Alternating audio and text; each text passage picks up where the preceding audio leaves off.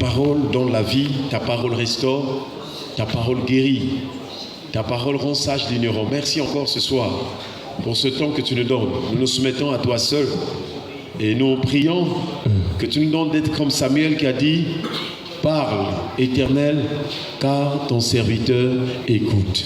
Amen. Est-ce qu'on peut acclamer le Seigneur? Voilà, nous sommes en train de voir donc beaucoup de choses à partir donc du thème principal intitulé « Les autres signes de la honte ». Et donc, Dieu nous a conduit donc à avoir un signe de la honte. Un signe qui prouve qu'il y a la honte, c'est donc l'ignorance de Dieu, le manque de connaissance de Dieu. C'est aussi une honte. Or, dans la Bible, la honte, c'est aussi l'opprobre. Ça signifie l'opprobre, et l'opprobre veut dire la malédiction. Israël, dans son parcours pour aller à la terre promise, en tout cas, sur Israël, l'opprobre y était encore. Quoi qu'ils aient vu la traversée, ou on dirait la séparation de la mer en deux, et aussi la traversée du désert. Mais lorsqu'ils arrivent sur les plaines de Gilgal, la Bible déclare que l'Éternel dit à Josué: aujourd'hui, j'ai roulé de dessus vous l'opprobre de l'Égypte. Est-ce qu'on peut acclamer le Seigneur? Voilà encore l'importance de s'attacher au Seigneur. Et notre prière est que cette année, que le Seigneur enlève l'opprobre, qu'il enlève la honte sur ta vie au nom de Jésus. Nous sommes donc en train de voir à partir du texte de 1 Corinthiens chapitre 15 verset 34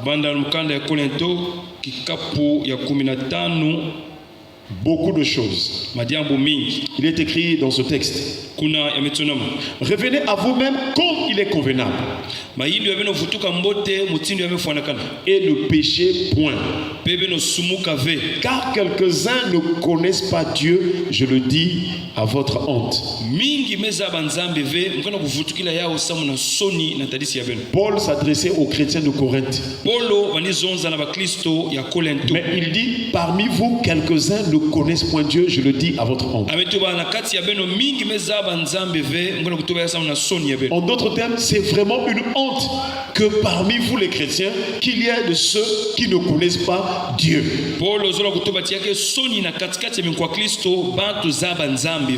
Et donc dans ce thème, nous sommes en train de voir d'une part l'ignorance de Dieu qui est une honte,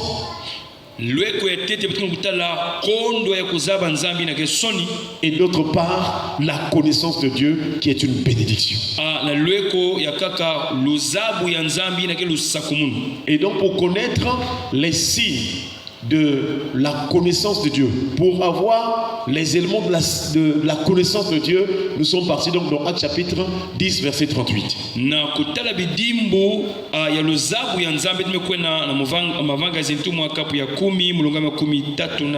Parce que pour connaître Dieu, il faut nécessairement une personne ou la personne de Dieu elle-même. Et Dieu voulait que l'humanité le connaisse. Voilà pourquoi Dieu a revêtu l'humanité.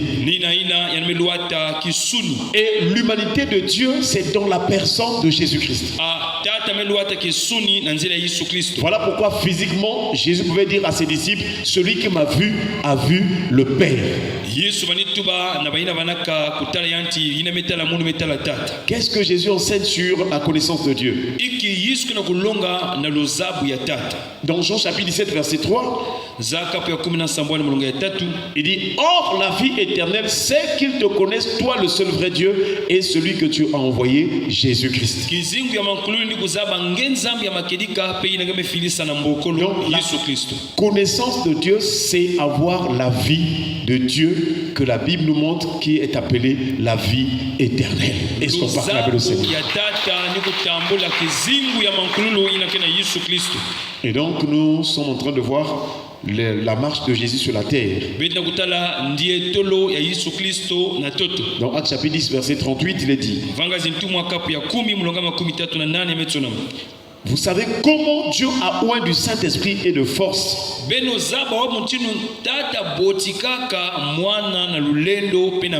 Jésus de Nazareth, qui allait de lieu en lieu, faisant du bien et guérissant tous ceux qui sont sous l'empire du diable, car Dieu était avec lui.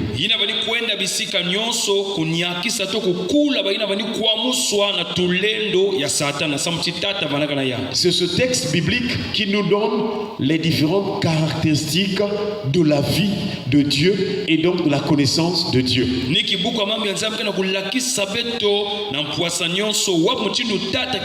Le premier élément, c'est l'onction, l'œuvre et la personne du Saint-Esprit.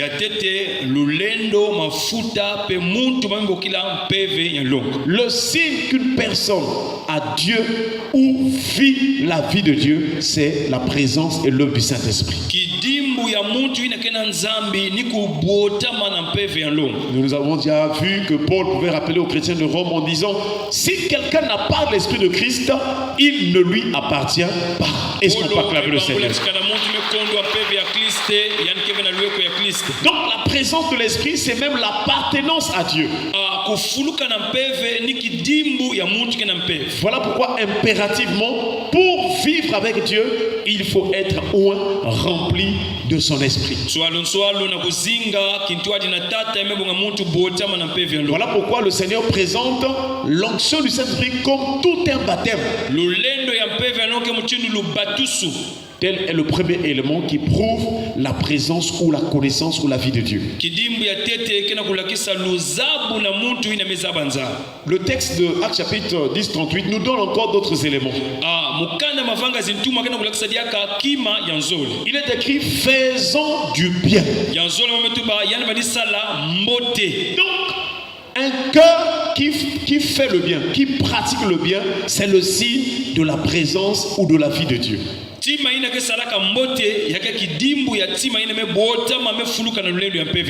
nous savons tous que sur cette terre, pour faire le bien, c'est tout un combat.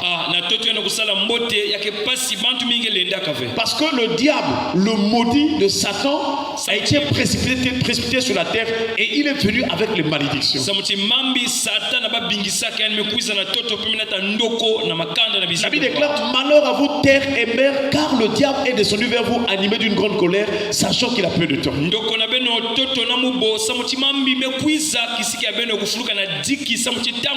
C'est lui, Satan, qui a poussé Caïn pour pécher ou faire ce qui est mauvais ou tuer son frère. Et ce qui s'en était suivi, c'est que Dieu avait libéré la malédiction sur Caïn. Et c'est ce que le diable fait tous les jours. Il pousse même les enfants de Dieu à faire ce qui est mal, parce que le diable est conscient que quand quelqu'un pêche, c'est la malédiction qui va s'en suivre.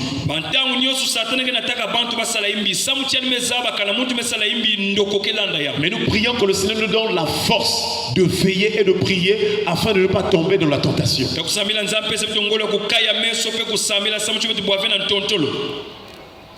Le matin, nous avons vu l'exemple d'un homme qui avait pratiqué le bien. Il s'appelle Joseph. Est-ce qu'on peut acclamer le Seigneur? Dans Matthieu chapitre 1, le verset 19. Chapitre 1, le verset 19. La Bible déclare: Joseph, son époux, qui était un homme de bien.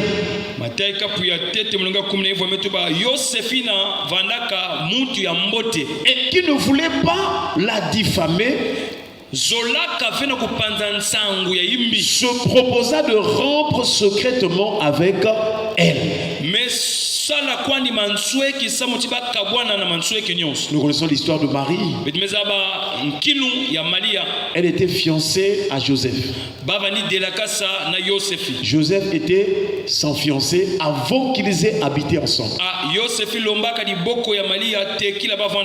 Et nous avons expliqué que les véritables fiançailles, c'est lorsque les gens observent la parole de Dieu. C'est-à-dire, ils ne doivent pas coucher ensemble ou bien se connaître sexuellement avant le mariage.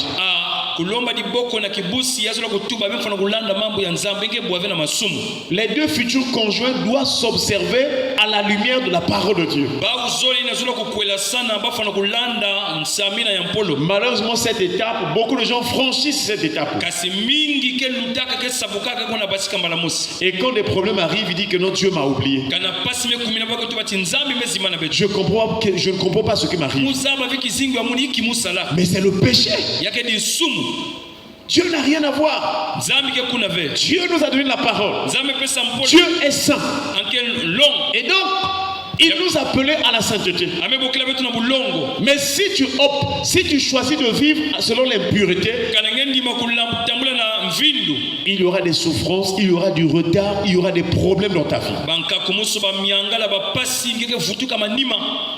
La Bible déclare, mais puisque celui que vous appelez est saint, vous aussi soyez saints dans toute votre conduite. C'est-à-dire,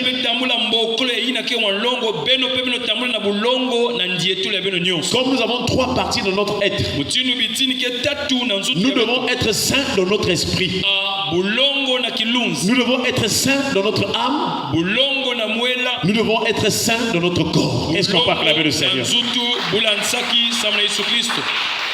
La sainteté de l'esprit, c'est aussi éviter les mauvaises pensées, les mauvaises idées dans notre esprit, dans notre conscience. C'est s'en abstenir. Tu ne dois pas accepter la convoitise, accepter une mauvaise pensée demeurer en toi pendant longtemps. La sainteté au niveau de l'âme, c'est de refuser les mauvaises émotions, les émotions négatives comme la jalousie, comme les sentiments négatifs comme la jalousie, la haine, la rancune. Tu ne dois pas l'accepter dans ton cœur. C'est de l'impureté, c'est de la méchanceté. C'est aussi de l'idolâtrie.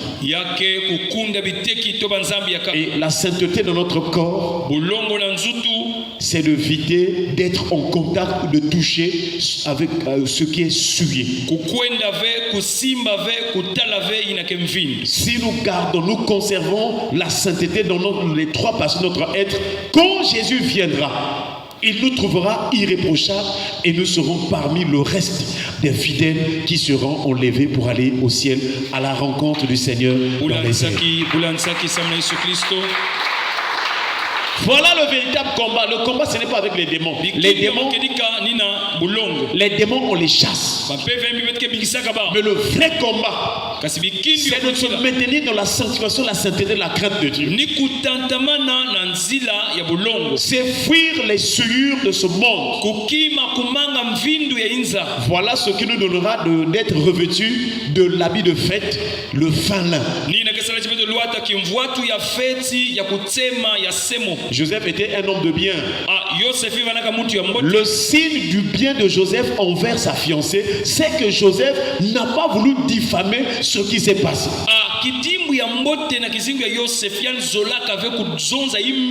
Donc, le signe qu'une personne a l'esprit de Dieu, la vie de Dieu, connaît Dieu, la personne ne doit pas diffamer, la personne ne doit plus calomnier son prochain.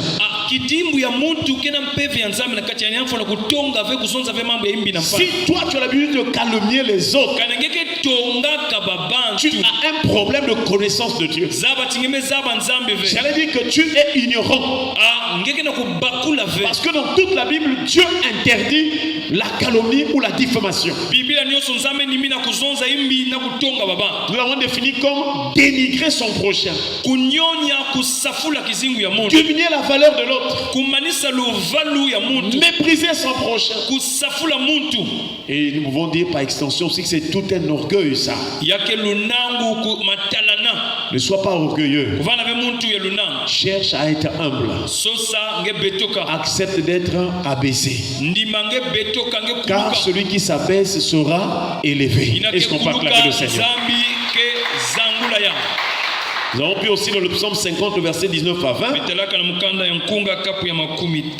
que la diffamation, la calomnie, c'est une œuvre des méchants. Donc, si tu pratiques cela, tu es méchant comme le diable. Mais Dieu nous donne ces paroles pour que tu t'en souviennes. Tu te rends compte que j'avais l'habitude de calomnier, mais c'est une œuvre du diable. Or, si tu pratiques les œuvres du diable, la parole de Dieu t'appelle fils du diable. Si tu pratiques les œuvres d'Abraham, la parole de Dieu t'appelle fils d'Abraham. Jésus a dit aux Juifs, si vous étiez enfant d'Abraham, vous feriez aussi les œuvres d'Abraham. Est-ce qu'on peut acclamer le Seigneur? Donc, à travers les actions, à travers les œuvres que nous pratiquons, nous commettons, nous posons, c'est là où on peut nous identifier si nous sommes les fils de Dieu ou bien les fils du diable.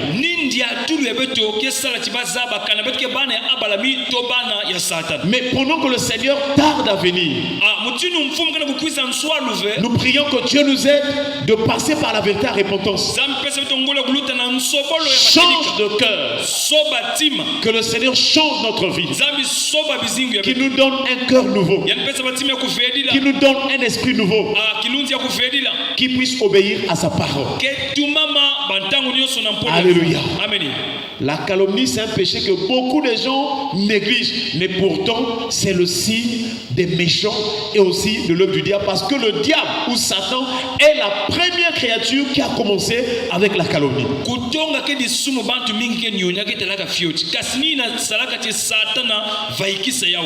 Dans la loi de Dieu, il est impératif, il est interdit de répandre la calomnie au milieu du peuple de Dieu. Nous lisons donc ce texte, c'est par celui-ci que nous allons terminer. Lévitique chapitre 19, le verset 16. Il est écrit: tu ne répondras point de calomnie parmi ton peuple. Il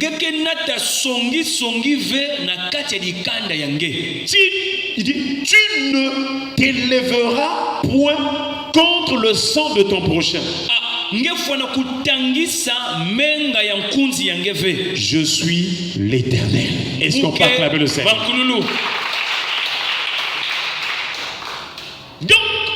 Dans l'église, dans l'assemblée des saints, dans la maison de Dieu, tu ne dois pas répandre la calomnie. C'est une interdiction. C'est une loi de Dieu.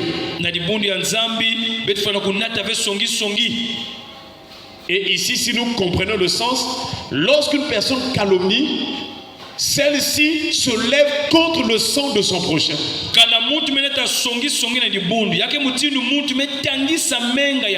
Donc c'est tout un crime. Quand tu calomnies ton prochain, c'est un crime. Un crime. Tu te lèves, c'est comme si tu es en train de sacrifier le sang innocent, le sang de ton prochain.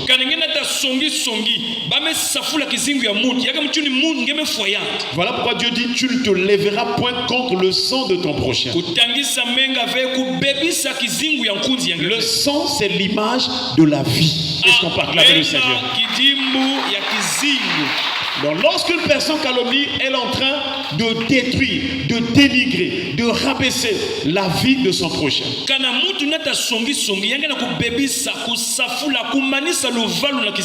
C'est un crime au même titre qu'une personne a tué son prochain avec un couteau. Je ne sais pas si dans ta vie tu as l'habitude de calomnier. Le Seigneur est en train de nous parler.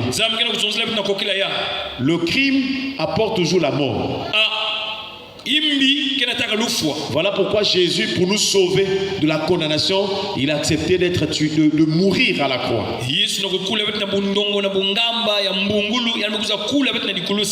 La condamnation à la croix, c'était lié, c'était pour les criminels.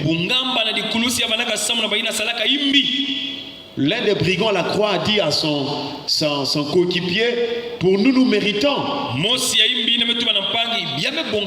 ce que nous ont apporté nos crimes. Mais lui, il n'a rien fait, il est innocent. Donc, à partir de ce soir, prie le Seigneur.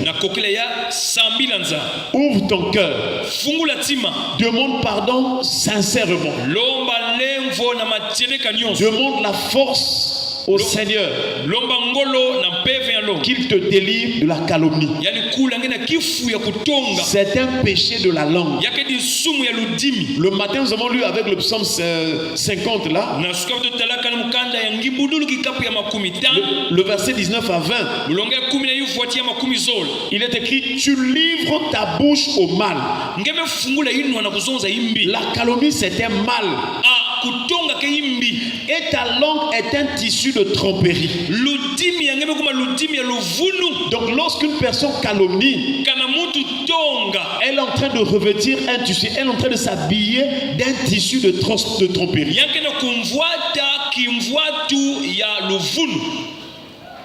Et ce tissu-là ou ce vêtement-là empêche d'aller au ciel et aussi empêche de vivre la gloire de Dieu.